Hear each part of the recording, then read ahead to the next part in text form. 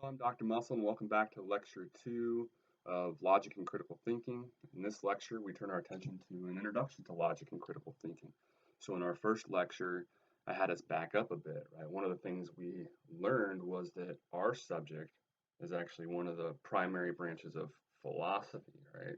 One of the four primary branches, as I suggested, right? You take this course, you take it through the philosophy department. So we talked about then what philosophy is in in a more general sense. What is philosophy in general? And so we all had a kind of colloquial sense of philosophy coming into the course, as I suggested, right? But one of the points I mentioned was that, well, that's true. Philosophers are interested in the big T, capital T, truth. Why is there something, not nothing? What happens after we die?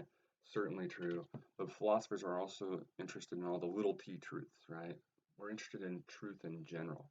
And again, that's kind of um, true of our particular subject, right? I mean, it resonates in that sense, and that you can apply everything we're going to talk about, as the editors of our textbook suggest, to seemingly all facets of life, right? And so too, philosophy, right, in its pursuit of the truth, well, that's all aspects of it, okay, not just the big, deep elements of the truth, but you know, is my everyday are my everyday beliefs well founded, right? That sort of thing. Philosophy is interested in all elements of the truth. And then we turned our attention to historical breakdown of philosophy. We went through the four eras of philosophy, and I tried to highlight then what was of most importance to the philosophers in each of those particular time periods. Also gave a categorical breakdown of philosophy, speaking of which, while I'm thinking about it, right? So I noticed after reviewing the first lecture that about halfway through, when I'm trying to, for whatever reason, make it more legible, I guess, I erased what I had there, and then when I rewrote it, it was missing a Y. So for half the lecture, epistemology was missing a Y. So I wanted to acknowledge that. And then also I referenced this course as being Philosophy 121 through Johnson County Community College, when in fact it's Philosophy 124. When I first started making these videos, I would have contemplated like redoing the entire lecture video then, but if you're one who's done something similar, recorded videos like this, you quickly realize you'd never post any videos then, because they're never going to be perfect. So just wanted to acknowledge those two issues or mistakes I made in the first lecture. But anyway, we went through a categorical breakdown of philosophy in general. We talked about metaphysics, epistemology, right? And you can have entire courses, right? Not only about metaphysics, but then in particular aspects, philosophy of mind. Not only then particular aspects of metaphysics, but then you can hone in on a particular author or a particular book by a particular author. So we went through and kind of characterized these general categories, though. Talked about metaphysics, epistemology, ethics. That's probably one that maybe a lot of us are most familiar with. Of all these the branches of philosophy, we're all pretty familiar with right and wrong, good and evil, these kinds of ideas. Now, whether they're very well justified, or if we have a good grasp of what we mean by them, that's another issue entirely, right? And that's why you can take an entire course on ethics to try to figure out, whether you can discern what it is you actually mean by, suggesting somebody was right to do something. But anyway, that's what ethics is all about, those sorts of issues. And then we talked obviously about how logic, critical thinking, our subject then is one of the primary branches of philosophy. And so that's then what we turn our attention to in this particular lecture, right? We'll turn to in more detail to what it is we're going to be doing for the remainder of the course. Okay, so that's the objective here in lecture 2. So again, this will actually correlate to then chapter 1 of the textbook if you're taking the course, right? So we're talking about very general stuff here. None of this is too difficult, I would say. It's pretty straightforward, especially when juxtaposed to the stuff we'll get into, especially in section 2. Not difficult at all, but it is incredibly important in the sense that you got to have a good grasp of it, because everything else, and I think I alluded to this in the first lecture, everything else that we'll talk about for the rest of the course is built on this fundamental stuff, and having a good relatively good grasp of it. Right? So again, we're going to go through a lot of the conceptual framework upon which everything else that we'll then discuss for the remainder of the course is going to be built upon. Okay, so we'll tease out, a difference between critical thinking in general and then logic and what it means to be doing, assessing logic or talking about logic. Outside of the course, one of the things I've been trying to intimate here, in general, when we reference logic or critical thinking, right, they're somewhat pretty much synonymous. Okay? And when I reference logic being a category of philosophy, I mean more generally critical thinking as well. But for our purposes, right, since this is our specific subject that we're going to be spending the rest of the course talking about, it's of interest to us to actually tease out that there is a difference, right, and that this actually has a pretty precise technical meaning, okay, and that it's not quite as general maybe if you're being precise about things. It's not the connotation, at least for our purposes, right, that we associate what we mean by logic. It's not quite the same thing as critical thinking. So we'll tease that out. We'll talk about the relationship again amongst or between these two then in philosophy more generally, as I've tried to suggest in the first lecture and what I've been suggesting here so far. Philosophy in some sense, or what we're doing is sort of the method of philosophy, right? Philosophy is concerned with the truth, and what we're going to see is that critical thinking and logic are also concerned with the truth and, you know, offering us sort of tools to then better get to that truth. And so, I think it's of interest again to stress that in some sense, and we'll again articulate this as we move forward, that these are really the tools of philosophy then more general, or more generally. And then we'll talk about beliefs and claims and what we're going to mean by these terms and what it means to be dealing with a claim and why that's particularly important for us. We'll flesh out the importance of something being objective versus subjective claims, right? Objective and subjective issues. Okay, so and we'll talk about in some sense why what we're really going to be dealing more with and what it makes more sense for a critical thinker to spend his time on are objective issues, right? It doesn't make as much sense to debate the truth of whether a particular book was any good or whether a particular painting is beautiful or so on, right? Subjective issues. How do you provide evidence for that? So that's one of the things we'll talk about, and how instead we're going to be more concerned typically with this. And we'll talk about then what an issue is. As we'll suggest, it's basically going to be raising a question. It's anything about which you can raise a question. Is abortion okay? Is the death penalty okay? Yes or no, right? And so another thing we'll talk about then is when you take a position or take a stance on an issue, what you have then, right? So if you take a stance, okay, position or stance, so an issue is just a general sort of question. So is abortion right? Is there life after death? Whatever, right? Basically anything literally we can raise a question about, okay? And then you can take a stance, right, or have a position with respect to that issue. And what we're going to talk about then, in a very general sense, is how when dealing with arguments, this then is going to correspond to what we would call the conclusion. So if the death penalty is it appropriate, your stance is no. Well, if you're offering an argument, the idea is that would be your conclusion, and then hopefully you're giving us at least some reason, right, or and hopefully good reasons then for thinking that. But the point here is when we take a position or stance on an issue, right, we'll see that then is indicative of a conclusion in an argument. And so we'll talk about arguments as well, the basic ingredients. We're going to not dive into arguments in too much depth yet. That'll be the central focus of the next lecture. Then lecture 3, we'll turn our attention to arguments in much more detail. We'll talk about how to identify them and how to assess them. What the two main kinds of arguments. But in this lecture, at the end of this lecture, we'll just talk about what the two main ingredients of an argument, what they are, and sort of how to discern whether there's an argument in a very general sense. Again, we'll save a lot of the detail for the next lecture. And then we'll end this lecture by talking about psychological or cognitive biases, which are really fascinating. So basically our science and psychology in particular over the years, the research has suggested, it's fascinating in the sense that it's suggesting that so much of what we believe and think and do, we seem to be completely unaware of it, and we just do it automatically. And I guess, part of the job, the upshot here, and a lot of what I'm going to say is part of the job of philosophy then is to draw attention to that, turn on the light, so to speak, and enlighten us to a lot of the cognitive and psychological biases that so many of us would otherwise be susceptible to, and sort of make that process of coming to our beliefs and actions a more critical process, right? Hopefully, right? And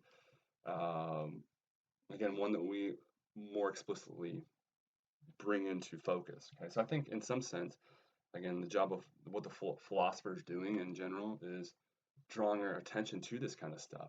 Look at how so much of what we tend to think is true is really just guided by customary beliefs, right? That we have sort of no conscious awareness of. It's just almost instinctual. Again, philosophy and logic and critical thinking, if you will, it draws our attention to these cognitive and psychological biases that would otherwise seemingly we would be completely unaware of. Okay, so that's the game plan for the lecture. Let's go ahead and then dive into it. I think I got all my bookkeeping points out of the way. So we're going to turn to slide 2 again. Why are we here? We're here to study critical thinking, which again is associated with logic. There is this connection here, and outside of the scope of this course, right? If we were in an everyday average conversation, these would be perfectly fine. You would be fine using them synonymously. Okay, but one of the things I'm going to try to suggest here, right, is that we're going to use them in a much in a distinct way. Critical thinking is going to be more broad. It covers again drawing our attention to how it is we arrive at our beliefs and our decisions, and from in a sort of general sense. Whereas logic, as we'll see in a moment here, right, it's going to be dealing technically, if you're precise in how you're defining it, it technically has to do with something very specific, namely with respect to the beliefs you have or the positions you have, okay, the conclusions you have in an argument, right? The reasoning you have for them, how good is it, okay? So in an argument, right, the logic part is uh, specifically concerned with the connection between the reasons given or the justification given for believing something and then that belief itself or that position itself. How well do these actually connect, right? That's the point of emphasis for logic in particular. Okay, because you can spell out all these reasons for thinking something, but if they're completely irrelevant to your position that the death penalty is wrong, what do they matter, right? So again, you can offer your reasons being my instructor's wearing a blue shirt, the sun is out, therefore the death penalty is wrong. Okay, you offered reasons, they're terrible, right? So logic is all about assessing the connection, okay, between our evidence, if you will, in a general sense, for our beliefs, and then in that conclusion sort of sense, right? The stance we're taking on issues. The connection between what we have for evidence, if there's anything at all, and then our positions themselves, okay? And it's drawing attention to that. Critical thinking is more general, it's more broad in scope. And so turning to slide 3, I thought it would be of interest then to try to offer a few different ways of couching, what critical thinking amounts to or characterizing it. So I've worked with several iterations of our textbook. I think the current one is the 13th edition. Before that, I was working with the 10th edition. Before that, I worked with the 9th and other previous editions. And so throughout the different iterations, the authors have actually it's been interesting seeing how this has kind of progressed, but they've, how they've couched or characterized critical thinking slightly changed. And so I like, the various ways. I think it would be of interest to hear all the different ways you can kind of think of critical thinking. So what is critical thinking? In the 9th edition, they suggest it's, quote, the careful application of reason and the determination of the truth of a claim. And they say, quote, we think critically when we rationally evaluate our own or others' thinking. And that's from the 10th edition. And then from the 13th edition. So this is from Roman numerals, what is 18? quote, critical thinking is aimed at making wise decisions about what to think and do, end quote. So that's basically exactly what I just suggested a moment ago. Also from our edition, quote, critical thinking kicks in when we evaluate beliefs and actions, when we critique them. Critical thinking is thinking that critiques. And then from 4 of our textbook, ultimately, quote, the purpose of thinking critically is to come to correct conclusions, end quote. Okay, so what do we want to take from this? In general, right, it's coming to the truth, trying to think more critically about what it is that we are, again, thinking and believing, and also then doing behaviorally, right? Bringing that process, if they're, a lot of times it's all subconscious. We're not even, there is no process, explicit process, right? Bringing that more to light, and then if there are problems like biases and so on, right? Hopefully getting rid of those. Right? So critical thinking is interested in all that in a very broad sense. So we get this notion of reasoning. What is reasoning? So turning to slide 4, the way they spell it on page 2 of our text, the 13th edition, they say, quote, the thinking that comes into play when we form opinions, make judgments, arrive at decisions, develop plans, come to conclusions, offer hypotheses, and the like. Okay. Now, so the thinking, a lot of times we immediately assume that that's like a conscious process, but I think part of what we're going to mean here is that it's not necessarily, right, a conscious process, something that's explicit. We can have terrible reasoning, especially if we're susceptible to the biases that the editors talk about at the end of the chapter 1.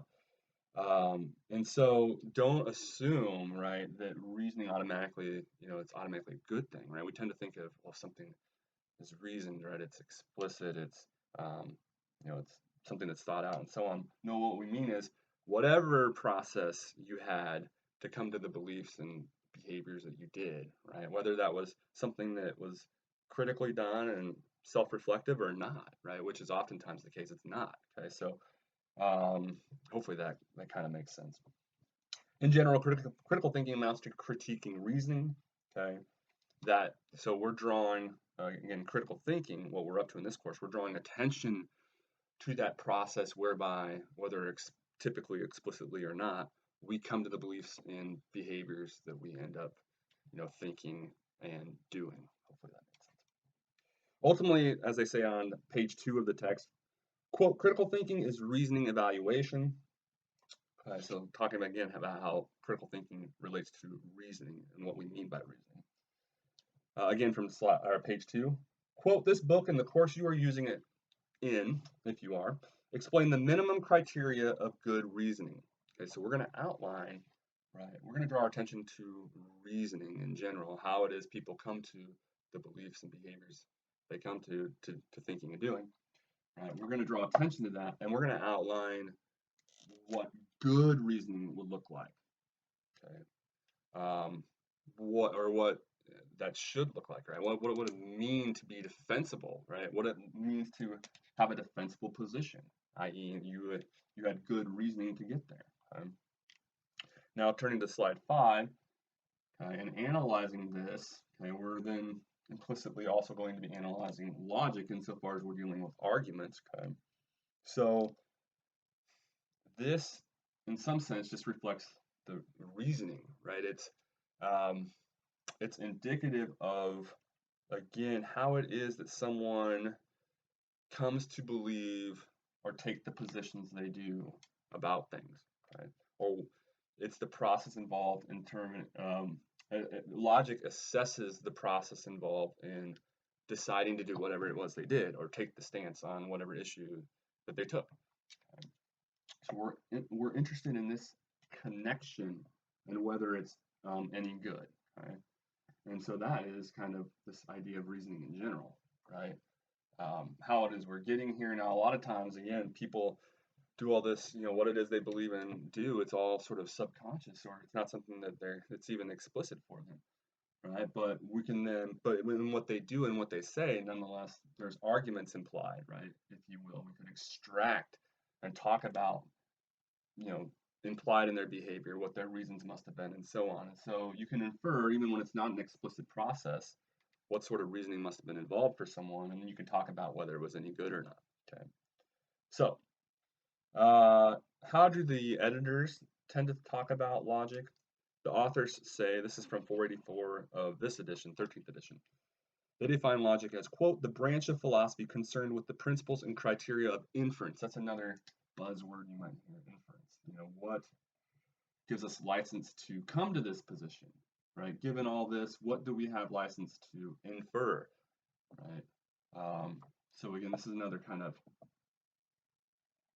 word that signals this connection. Okay? So in the 10th edition, they define logic as follows, quote, the branch of philosophy concerned with whether the reasons presented for a claim, if those reasons were true, would justify accepting the claim. Okay.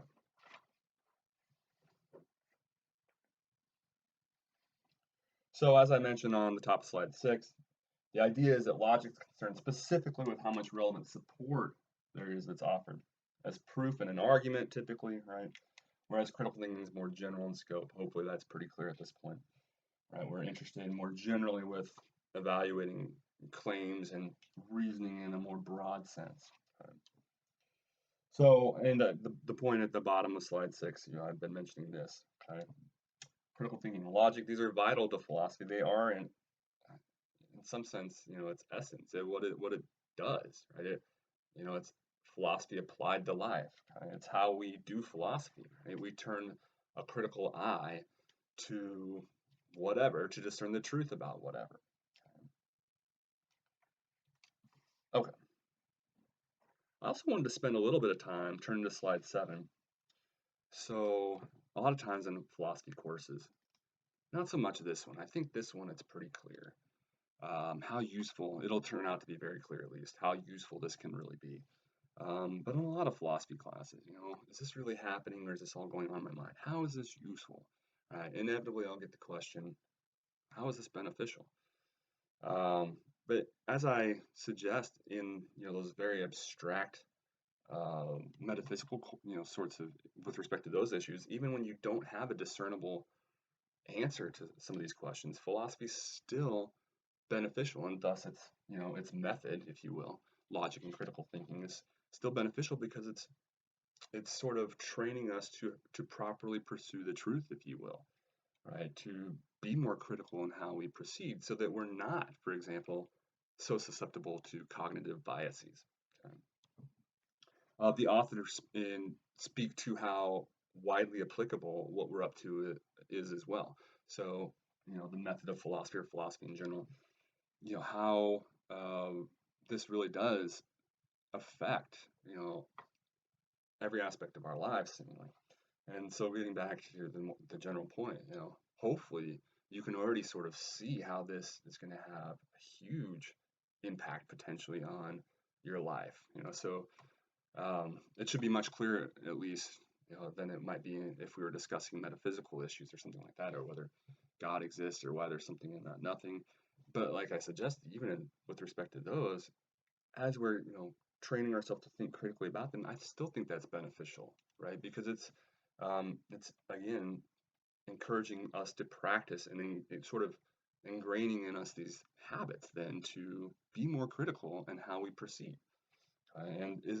That should be especially, you know, or particularly obvious though in our class where we are going to literally, you know, apply this, you know, philosophy to issues in our everyday life constantly, you know, throughout the course. So as the authors point out, the editors, or the authors, I should say, the authors point out in our text, so our subject and what we will learn about for the remainder of this course, quote, apply to nearly any subject people can talk or think or write about, end quote. And then that was from page 3, and then page 22, they say, quote, every discipline, every walk of life, every enterprise, without exception, involves the two kinds of reasoning we will begin examining in the next chapter. Okay, so we'll talk about the two types of arguments and associated reasoning processes. Right, that'll be, again, the subject of our next lecture, lecture 3, the subject of chapter 2 in the text. Okay, and they're suggesting there that these are implicit in everything we do, this sort of reasoning, whether, again, it's something that we're consciously aware of or not. It's involved in pretty much everything we do.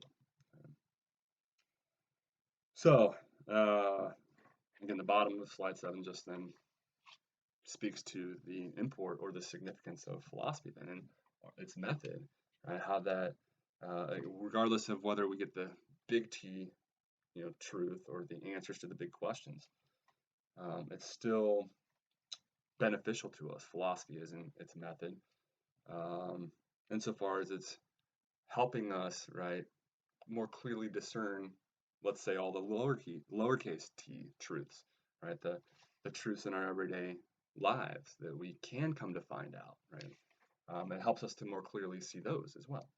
Okay. Hopefully some of this is making sense. So let's turn then to slide 8, where we'll talk a moment about beliefs and claims and kind of what we mean by that. So as I mentioned at the top of slide 8, belief is exactly like it sounds. It just signals something that you're convinced of, okay? Something about which you've reached, conclusion, okay? Now, again, this might be something that wasn't necessarily a conscious process, okay? As the authors point out on page 4, quote, when we come to a conclusion, we have a belief. And, quote, it is important to understand that the belief is propositional, okay? It can be propositional, and that then is sort of how it relates to what we mean by claims. So a belief, it's sort of something you believe, something you sort of take a stand on, okay? Now it's propositional in that sense, in the sense that it then can be either true or false, okay? So that's the point I raised at the bottom of slide 8. Okay, so when we call these propositional, what we mean, the important point is, it's something about which, right, or it's something that can either be true or false. You can be right or wrong in that belief, or having that belief. Now, a claim, all we mean to suggest by this, so ultimately we're really going to mean the same thing in some sense, but a claim is kind of making, if you want to have a sort of nuance or tease out the nuanced difference here, a claim is kind of the belief made more explicit, okay, and where typically, if somebody's claiming something, they're making this more explicit and recognizing, right, that yes, it is something that can be true or false, and I'm saying it's true, right? It's a more explicit process, if you will. So, and that's what I mentioned in the bottom of slide 8. So it's an expressed belief or opinion that is either true or false. Okay, they talk about that on page 4 of the textbook. Let's spend a moment and turn our attention to this issue of objective versus subjective, claims and issues. Okay, so what is the difference here? What is an objective? Let's start with an objective claim. So what's an objective claim? They define it on page 5 of the text as follows. Quote, and I think this is a great definition. Quote, whether it is true or false is independent of whether you or anyone else thinks it is true or false, end quote. So whether it is in fact true or false, it doesn't matter what you think or what I think. Okay? There just is a truth to the matter, okay? And it doesn't hinge on our beliefs. Okay? Whereas a subjective claim then, whether it's true or false, is going to depend on who you ask. And it's in that sense where it doesn't really make a lot of sense then to debate them, does it? I mean, again, whether that's beautiful, it's true if you ask me, but it's not true if you ask Sally. And is there really a sense in which you can definitively argue that one person's right and the other person's wrong when it comes to issues that are subjective, right?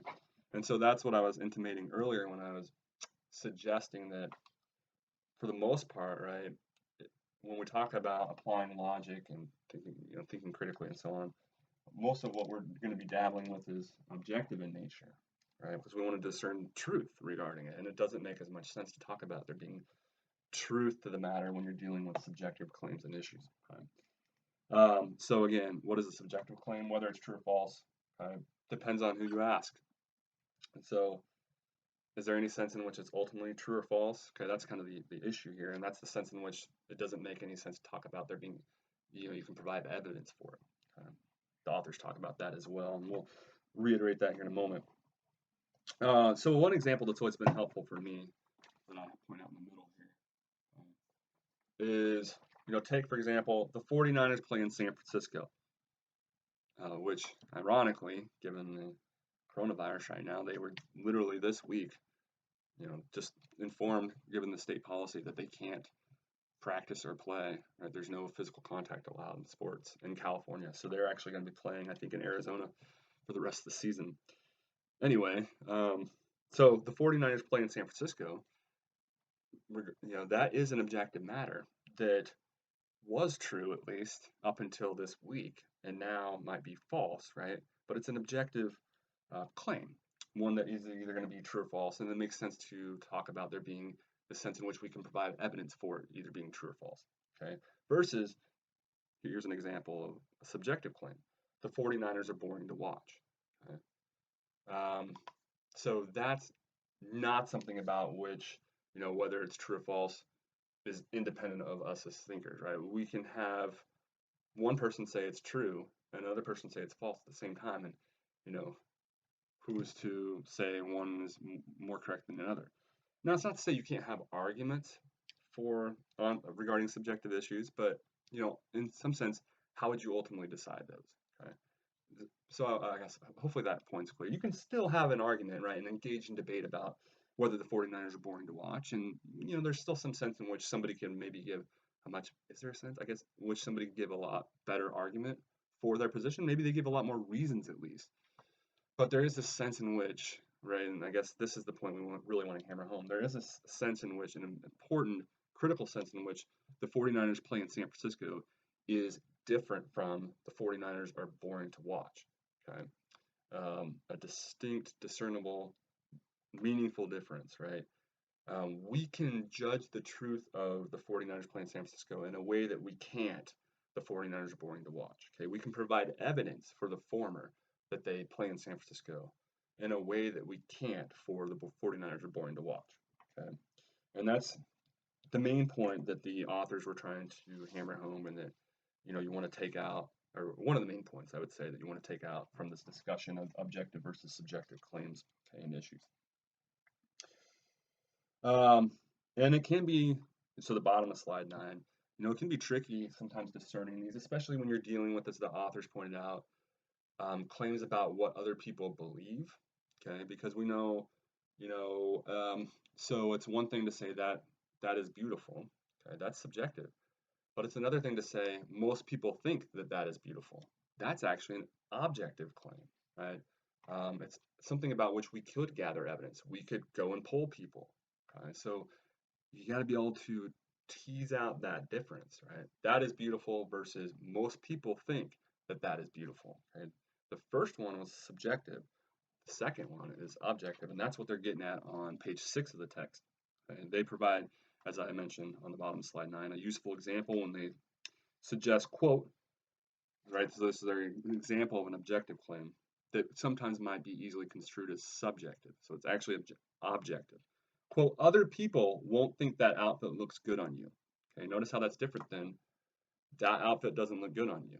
Okay, that's subjective, but other people won't think that outfit looks good on you. That is something about which you can gather evidence. You could go ask people, what is their opinions?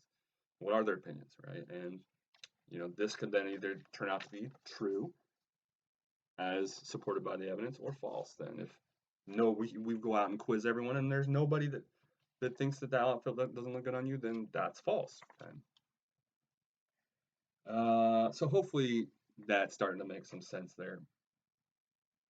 And I guess I kind of got into everything on slide 10, at least the main point on the top. Okay, we're going to be dealing more with objective claims and issues. They are more, it makes more sense to think of them as being something about which we can have some degree of truth or some notion of truth. The way the authors put that, so this is on the bottom of slide 10 from page 5 of the text. They say, quote, because a subjective judgment cannot be viewed as probably true or as probably false, it isn't the sort of thing that can be thought of as supportable by evidence. Evidence is something that raises the probability a claim is true. Subjective judgments are not susceptible to varying degrees of probability, end quote. So that's another way that the authors themselves put it. Again, that was from page 5. turning our attention then to this idea of an issue, and we want to be clear here, okay, what an issue is versus one's position on an issue, and we will get into this in more detail in subsequent lectures and subsequent chapters in the text. Okay? But students, no matter how much I try to emphasize this at the outset, we'll still conflate when answering, for example, what is the author's position on the issue? They'll still say the issue, right? Or when trying to say what is the issue, they'll state the author's position instead on the issue. No, the issue, right, is just the question that's at play, right? Is abortion wrong? Is there life after death? Okay? Should I turn that fan on? Should I take a drink of water? Literally anything about which you can raise a question and then, in some sense, have a debate, right? That's an issue, okay? So the authors, as they suggest on page 7 of the text, an issue is a question regarding whether a claim is true or not. From the 9th edition, they say, quote, when we think critically about a claim, we call it into question and make it an issue. Also keep in mind, as I've been suggesting, right, this objective versus subjective distinction, just as it applies to claims, okay, well, it applies to the issues then too, right? So that is beautiful, right? That's a claim that could, in some sense, be the conclusion of an argument, right? It's your stance on whether or not the issue would then be, right, is that painting beautiful? Okay, well, that is a subjective issue. Just like we have subjective claims, well, then we can have subjective issues, right? Is the painting beautiful? That's subjective. Do most people think the painting is beautiful? That's objective. Okay. Taking the earlier claim, right? What would be the related issue? Where do the 49ers play? Or do the 49ers play in San Francisco? Okay. That's an objective issue. Are the 49ers boring to watch? Subjective. Okay. Now, this is a point they don't seem to emphasize at least as much in this edition as they did in previous editions. They still speak to it a little bit, but they took out some good examples though. So they do mention, as critical thinkers, it doesn't behoove us to, how do I want to say it, take on any claim, to take on any issue, right? Because if we entertain anything, well then, we'll always be thinking critically. We'll never get to anything because we'll have to entertain things like there's a three-headed purple monkey, flying around Mars, or even, I mean, that's actually not too bad, but take things that are even nonsensical, like some examples. The examples that they give that I wish they hadn't taken out. So these come from the 9th edition. Like, it wouldn't make sense for us to spend any time on a claim like this. Carbostats always contain at least one gym pixel. I mean, what does that mean? Right? We can't even discern what it would mean for that to be true. So it doesn't make any sense for us to spend any of our time, right, analyzing it any further. Or another example, the color blue weighs more than 4 pounds. What does that even mean? It's unintelligible. So the point here being, part of critical thinking is sort of reflecting on and discerning what's worth our time to begin with, right? And we should only take seriously, if you will, right, legitimate claims and issues in the first place. And so, hence the heading of slide 12. Okay. So, and in order for it to make sense, we have to have some means by which to determine if it's true, or we have to, more basically, even we have to have some means to even understand what it would mean for it to be true or false. Okay. Maybe it's the case, the first example I gave, the three-headed purple monkey, orbiting Mars. That's not as bad as some of these other ones because, at least in theory, we know what it would amount to know whether that was true or false, and in theory we could figure that out someday. I still would argue that we have to cut things off at some point with respect to those types of claims, but then take these other nonsense sort of claims where we don't even know what it would mean for it to be true or false. You can't waste any of your time on that, right? So hopefully that's pretty clear. Okay, now what I want to do for the last portion of the lecture as I suggested I would at the outset, is talk a little bit about arguments. And again, we will spend a lot more time in the next lecture, lecture 3, talking about arguments, after all the lecture is titled Arguments. Okay? But we do want to talk here at the outset, before we then go into more detail in the next lecture, talk a little bit about what an argument is. Okay, and again, there's going to be 2 basic building blocks. So you're going to get used to me doing stuff like that. I mentioned, right, how logic has kind of a mathy feel. I mentioned this in prior videos, right? Well, even how we present arguments, I mean, that looks like a math problem, okay? Premise, right? Premise 1, premise 2, conclusion. The idea being, take these together, add them up, and they equal, if you will, then the conclusion, okay? Or, you know, on a deductive argument, a valid deductive argument, the idea is, if these are true, then you can't help but come to this, right? In some sense, they equal or amount to this.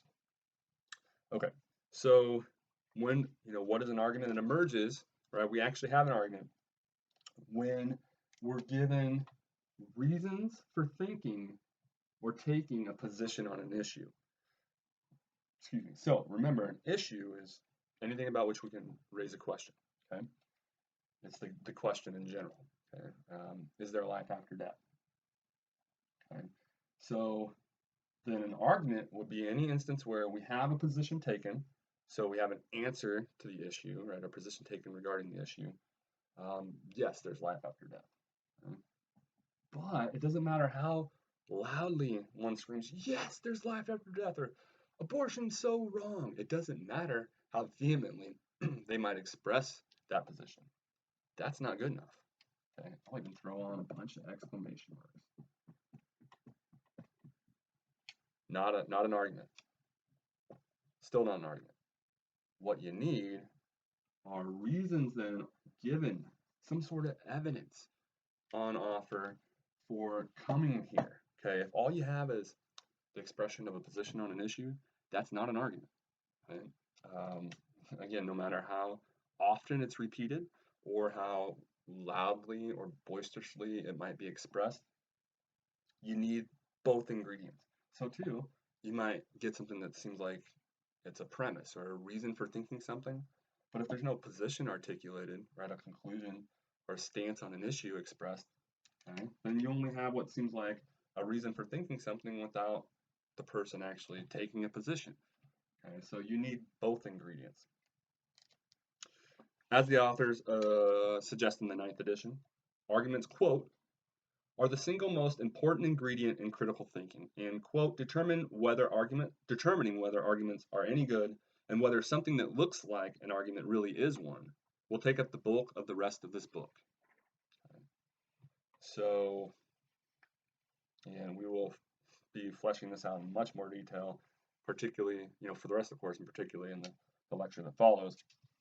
Slide 14 is me basically, again, articulating what I just mentioned about there being the 2 basic building blocks, right? Premise is a fancy logic word or critical thinking term for the reason given for taking a position. You can have, for an argument, you just need one. You might have 1,000 reasons given, but you just need one, okay? And to have an argument. Now, it might be a terrible argument, but that's a different issue, right? Whether or not there is an argument, all you need is one premise, okay? And again, you might have a whole slew of them, or you could have 10,000 of them. Arguments come in all sorts of shapes and sizes. You know, I'm going to give you an example here in a moment where, yeah, you have an argument in one sentence where there's 2 distinct sort of claims being made, actually 3. You know, so there you have a version of an argument where it's, you know, one sentence. Here, I happen to have this book handy. What is it? Plato's Phaedo. You know, philosophy books in general oftentimes can be construed as one long argument for a particular stance. Or the example oftentimes we'll give is like John Stuart Mill's Utilitarianism, his book called Utilitarianism. That is in some sense, you know, one big argument for why utilitarianism is the correct moral position or moral theory that we ought to uphold. Okay, so you can have an argument, you know, you read an argument, you can have one voiced. Okay, so there's different mediums through which arguments can be expressed. And you probably knew all this, coming into the course, but I think it's still worth pointing that out, right? That we come across arguments all the time. And, especially in philosophy, it's all about arguments, but in your everyday life, you're coming across arguments all the time, but you're also sometimes coming across things that you take to be arguments which actually aren't, right? It's just somebody saying what amounts to a position over and over and over without actually offering anything that resembles, reason for thinking that or taking that position. Okay, so again, arguments take on all sorts of shapes and sizes. We see them all the time. But what is needed to have an argument? At least one, if not more, premises or reasons for taking the position, and then the position on the issue is that fancy word, right? The conclusion. And you need at least one, if not 100 million premises, and you need a conclusion then, the position on the issue that the person, whoever's expressing or writing the argument, the position they're taking on the respective issue then. Okay. In the author's words, so this is how they define it in the glossary at the back on page 485, they say, what's a premise? Quote, the claimer claims in an argument thought to support or demonstrate a conclusion, right? So whatever's offered here to support or demonstrate or prove a conclusion. So whether it supports or demonstrates, right, that's a difference there. That's going to then hint at, right, previewing the next lecture, the two different kinds of arguments we're going to talk about. One of them entails this notion of necessity. If these are true, this has to follow. Whereas the other type of argument, inductive argument. So the first is deductive. The other type of argument, inductive argument, right? These are just thought to support, not necessitate or prove or guarantee the conclusion is going to be the case, but just support. To make it more likely. Okay? So one way or another, though, the premises are, whether it's in an inductive argument or a deductive argument, they're giving us reasons for thinking that this is the case. Okay? And what's a conclusion? Again, it's just a claim that's supported by the reasons or the premises given. As they define in the 10th edition, quote, the claim for which a premise is supposed to give a reason, end quote. Okay. I do want to mention, and so they allude to these as well, that we have indicator words, and I'll try to emphasize this, that we also have indicator words for discerning whether we're dealing with a deductive or inductive argument. We'll talk about indicator words for that in lecture 3, but we also have then indicator words for what might be a premise and also a conclusion. So in other words, if you hear these buzzwords, right, that should be signaling to you, hey, a premise is about to follow, or this is likely suggesting that they're offering a reason for thinking whatever their position is. Okay. So what are some common premise indicators? Since, you ought to do this since, right? They're going to give you the reason for doing that. For, because, that's a very common one, right? You better close the garage door because it gets really cold out this time of year. Right? Because, signaling the reason given. In view of, this is implied by, given, on account of the fact that, okay, that's signaling a premise. Okay? And these are, again, oftentimes, they're very common, so they're kind of buzz phrases or buzzwords. They're common, they should signal to you, okay, the author, whoever's expressing this, is giving me a reason to believe their conclusion. The authors of the textbook talk about these premise indicators on the box on page 38 of the text. We also have conclusion indicator words. It works the same way, except this time what should be signaled is that their position on an issue or on the issue is going to be expressed, right? So it's not signaling a reason for the position that they're going to give, but it's signaling the position itself, right? So when you hear these words, this is typically indicative of the stance the person's taking on the issue, and not the reason for taking the stance, but the stance itself. Okay, so, and these are detailed on the box on page 37 of the textbook. So therefore, it follows that, thus, this shows that, hence, consequently, accordingly, so, my conclusion is, that's pretty obvious, right? When they come out and just say, their conclusion is, That's probably an indicative of their conclusion. We may conclude that, same thing there. As a result, that's a common one, right? So as a result, comma, oftentimes then if that person's detailing an argument, as a result, comma, whatever follows that, that's usually the conclusion of the argument and that stance that they're taking. Okay, so basic indicator words. I want to do real quick, again, we're not going to do too much more with arguments right now, but I wanted to go through a quick example. I mentioned I did this real quick. Give you an argument that is actually given in one sentence. So bear with me here as I get this up here.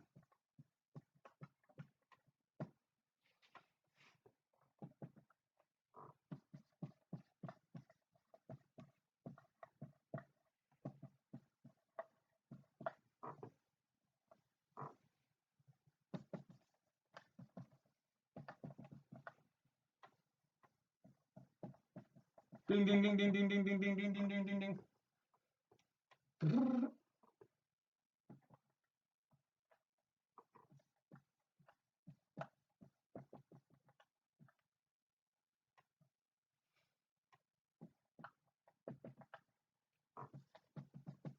Okay, almost done here.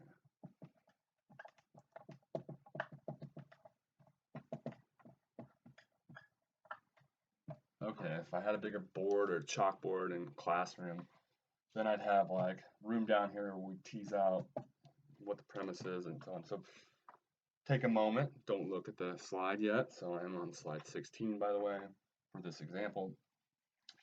Ask yourself, I should have heard that signal, right? Had a premise indicator. Okay, ask yourself what, are the premise, what's the premise or premises here and what's the conclusion?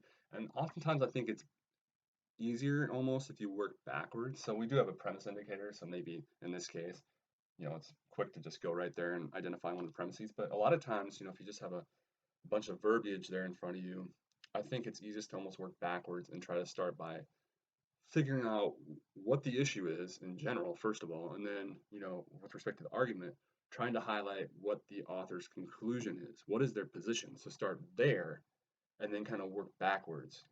Okay, so this is what they're arguing for, their stance. Well, then what are the reasons that they give? You can kind of try to tease those out then. So if that's the case, what do you guys think is the conclusion here? And should state that, and we'll see all kinds of examples as we work through different examples throughout the course, the conclusion can come at the very beginning, it can come in the middle, it can come at the very end, it can come 3/4 of the way through a book where they really expound on the conclusion. So it can come anywhere, right? So again, try to find the conclusion. What is it? Well, it seems to come right at the beginning here. Okay. The part that comes before the premise indicator, which is signaling the premise about to follow, right? So our conclusion is the poor have more power than the rich. Okay, now for this to be an argument, we better have something that's given to us for believing this. Okay, some sort of evidence. Okay, maybe it's not thought to necessarily demonstrate or prove this 100%, i.e. a deductive argument. Maybe it's just thought to support it, make it more likely, i.e. an inductive argument, but one way or another.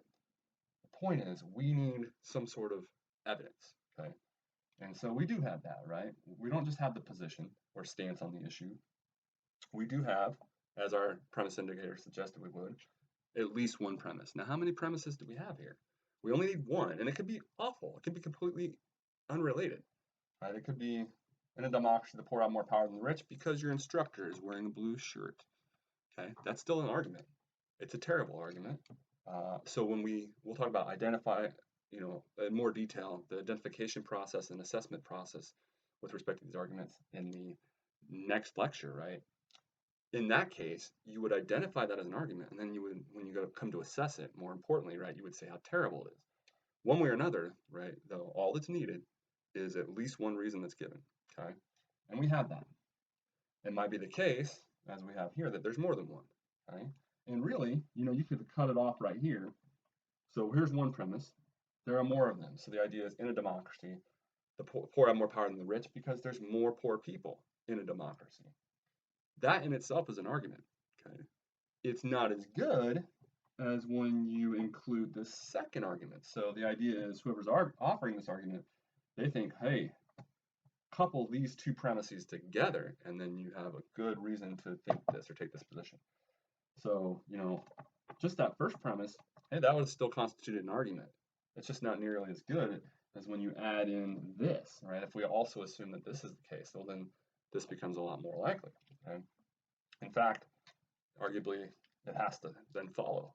Okay, so if we assume there are more poor people than the rich in the democracy, and the will of whoever there's more of, the majority, is going to win, well then, yeah, that seems like it would have to follow, right? That the poor are going to have more power than the rich. But here you have an example again, and within one sentence in this case, of an argument. Okay, you have two reasons given, two premises, which then coupled together, okay, constitute a lot better argument than for the, or reasons or evidence for them coming to this conclusion. Okay, so this is an argument. And you then whether or not it's a good argument, that's a whole different issue, right? You'd have to go then and decide, well, if I assume these are true, does this have to be true? Excuse me. And then you go in and actually ask yourself, are these in fact true, and so on and so forth, which again we'll talk about in much more detail in the next lecture. But that's in general what the process is going to look like. Okay? Pretty straightforward, but it's going to get a lot more complex and difficult when you're dealing with more complex issues and arguments. Okay. The last thing I want to talk about before concluding this lecture and turning our attention then to lecture 3 is the idea of psychological or cognitive bias. And we're all probably somewhat familiar with this, and I think I alluded to in the intro to the course video that I actually have a degree in psychology as well, and so was not very, but fairly familiar with this sort of idea or concept pretty early on in my academic career. And it's, again, as I mentioned, I think at the beginning of this video, it's always kind of fascinating me because we seem to be learning more and more that that a lot of what we do is dictated and steered almost entirely by subconscious psychological tendencies or laws, or not necessarily laws, but tendencies, habits that apply to most of us, right? The majority of us just are sort of unaware of, and that it's startling in some sense the percentage of our beliefs and behaviors, right, that seems to be the case for. And again, I tried to mention earlier how one of our jobs maybe, or really what this course is all about, is in some sense drawing more light to that, right, and making this a more explicit conscious process, coming to these beliefs and then doing whatever behaviors we're doing based on our beliefs. Okay? So do note, as I mentioned at the top of slide 17, the various psychological or cognitive biases that the authors sort of outline. There's a lot of interesting ones there, including, this is one that's always befuddled me. I mean, it makes sense, right? That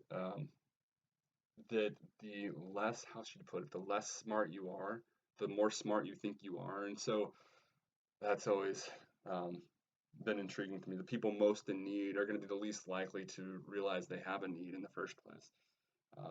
You know, that doesn't sound very hopeful.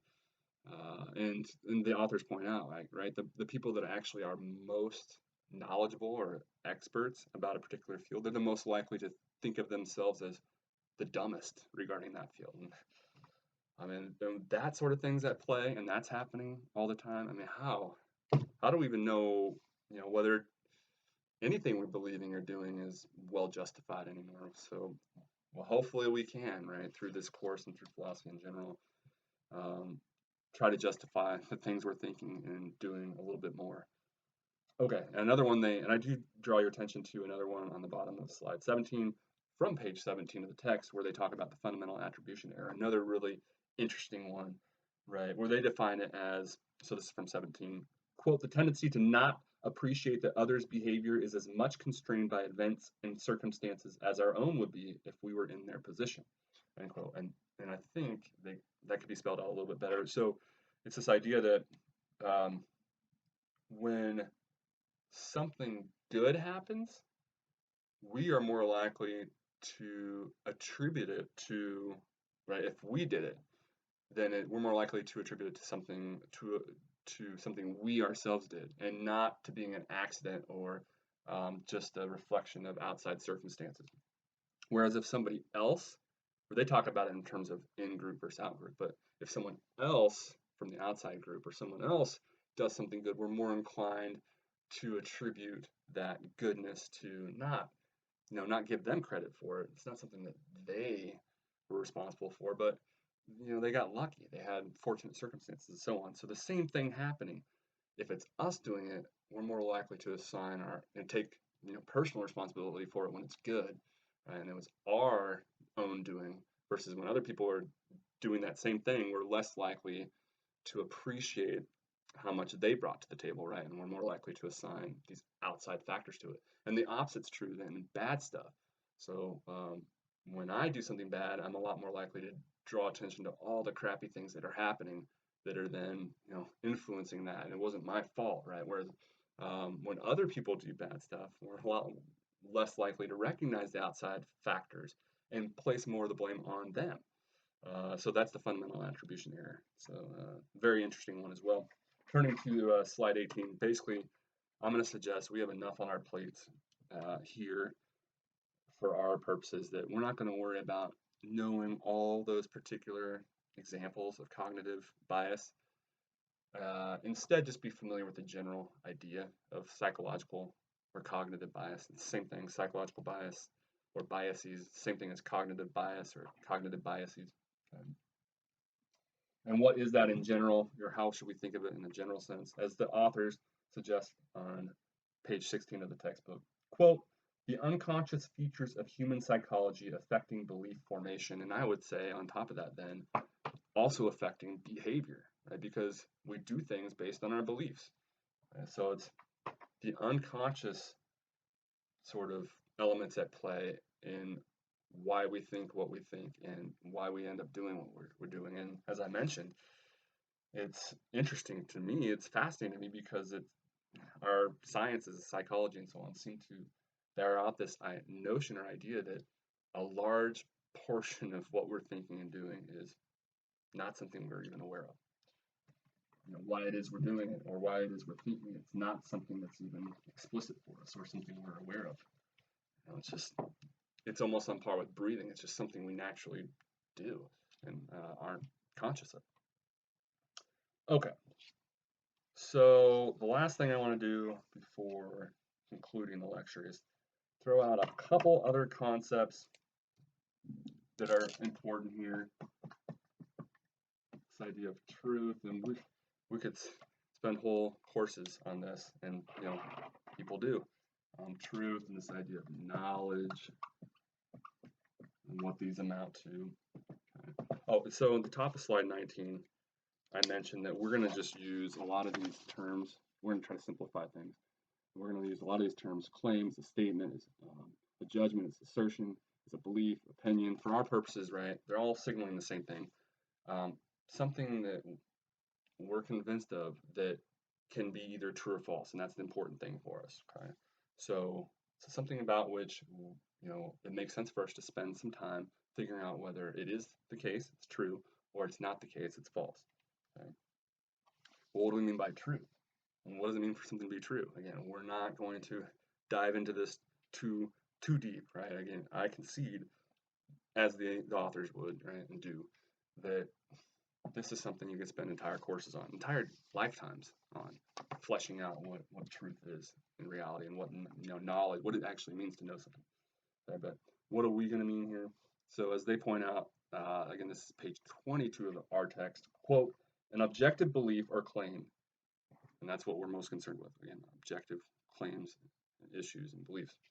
An objective belief or claim is either true or false in a normal common sense way. Truth and falsity are properties of propositional entities such as beliefs, opinions, judgments, statements, claims, and the like. So for our purposes, right, we're going to be asking ourselves whether these various claims, beliefs, opinions, however you want to put it, whether they're true, indicative of what really is the case, or whether they're false, not indicative of what really is the case, in that average, everyday sense. Okay? And, right, whatever's true, we come to know it, so to speak. We have this idea of knowledge. That's an entire branch of philosophy. Again, you could spend a lifetime studying just this particular branch. Not only that, but a particular issue within this particular branch of philosophy. So knowledge, remember, what was that branch? A fancy word. Okay. You know, the fact that that is a branch of philosophy, right, should signal the notion, right, or the idea that it's not something about which we have this concrete consensus, what it means to know something. So let's acknowledge that from the outset again. So this is slide 20. There's no consensus. And I suggested this when I went through the branches of philosophy in the first lecture. What does it even mean to know something? How can we even proceed, with concern for the truth and so on, if we can't even flesh out what it would mean to come to know something, what knowledge even is in the first place? And again, this is a notorious problem. Now, in a sort of conception, and the one that the authors work with, they're saying, hey, look, we concede this is a philosophical issue notoriously. The one we're going to work with, and as they suggest, and correctly so, is probably by far the most popular conception of knowledge that philosophers have worked with throughout the centuries, is this idea that it's true, justified belief. Right? There's these three elements.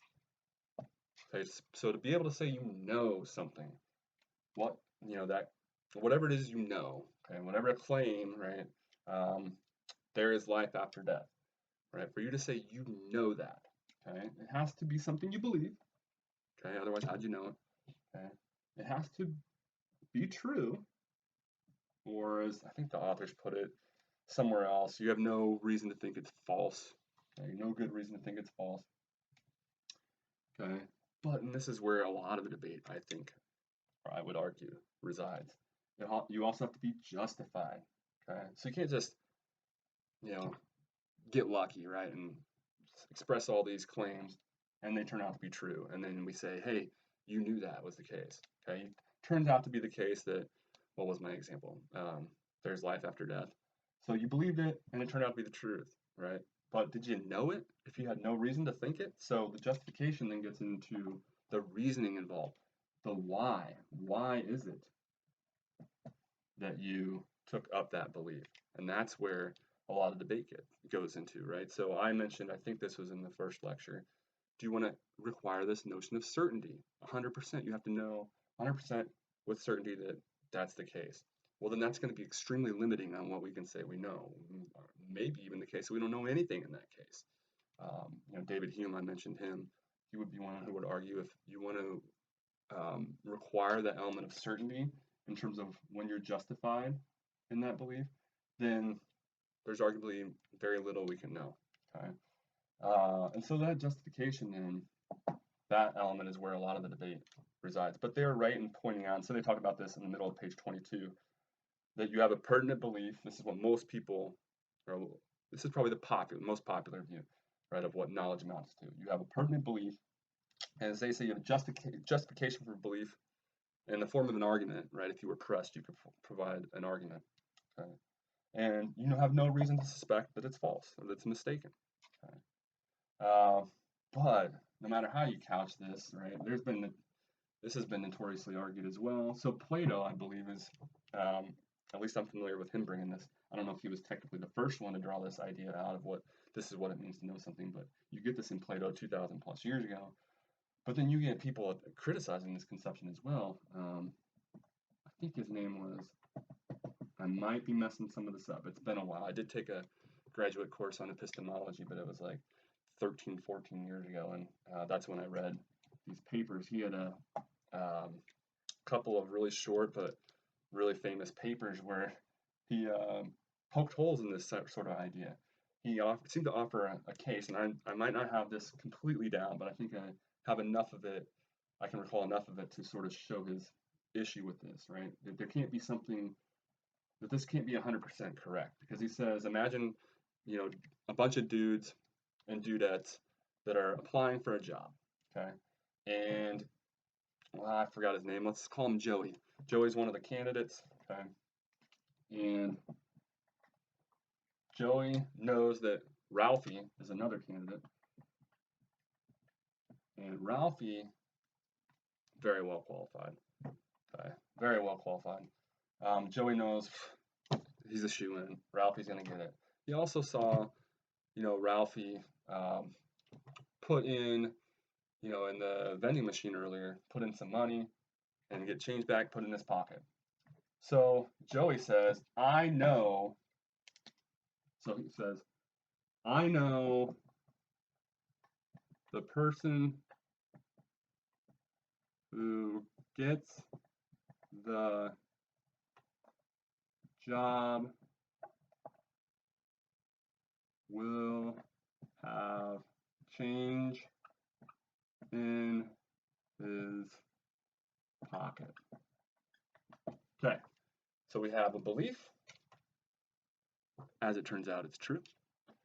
And he has a reason, he's justified for thinking this is the case, right? He saw Ralphie put the change in his pocket. But here's the kicker. Another dude named Dude actually gets the job, and as it turns out, he did also have change in his pocket. So Getty is saying, look, here's an instance where we had true, justified belief, but we don't want to say Joey knew, right, that he knew this, right? There's something strange about us conceding just because all three of these seem to be the case, that Joey had some sort of knowledge. Wasn't he mistaken, actually? And so, again, that hints at the difficulties with respect to this, right? What does it mean to be justified? And, what that entails. And so you get all sorts of debates about that. But that's just a glimpse at how difficult this is in general. But we're going to be working with that general idea of what we mean by saying we know something is true, so far as we can tell. And we have a reason. If pressed, we can offer an argument, okay, in our class for thinking it's the case. Okay? And we obviously believe it, something that we're committed to. Okay, that's that. So we've covered a lot here in this second lecture, which corresponds again to chapter 1 of the textbook. We went through a lot of conceptual terms. We went through what critical thinking amounts to, how that's associated with reasoning and logic in particular, and how that all relates. It's kind of the methodology, of philosophy in general. Talked a lot about, what an issue is, claims and beliefs, and sort of what makes certain issues and claims objective versus subjective. Got into, in general, what an argument is and the basic building blocks of that, which looking forward to lecture 3 again, we'll flesh out in much greater detail. And then we concluded by this, but then right before that, right, talking about cognitive and psychological biases as well. So previewing in lecture 3, we're going to talk all about arguments. We're going to talk about how to identify them, which we've already hinted at, but we'll talk a little bit more again about how difficult that can be. And it seems like it's pretty straightforward and easy, on the face of things, but actually sometimes it can be a little bit more difficult than we think to discern whether or not there really is an argument, okay, there. It's one thing to identify whether there's an argument there. We'll talk then about how to go about saying whether they're any good. And that's what we really care about, right? Never mind, yes, we want to know if there's an argument there, but should we be believing the conclusion the person's trying to convince us of? That's what we really care about, right? Is it any good? And so we'll talk then about how we ought to go about trying to assess arguments. And obviously then that's all going to hinge, as we'll talk about, on what type of argument we're dealing with. So it's one thing to talk about whether we have an argument, then we need to flesh out whether it's, a deductive argument or an inductive argument. So we'll talk about those two basic kinds of arguments, and then how to assess each of those respectively, because it will differ, and that's another important point that we will hammer home. How you go about assessing these two distinct types of arguments is going to be different, and you have to use different conceptual terms of assessment, okay, accordingly.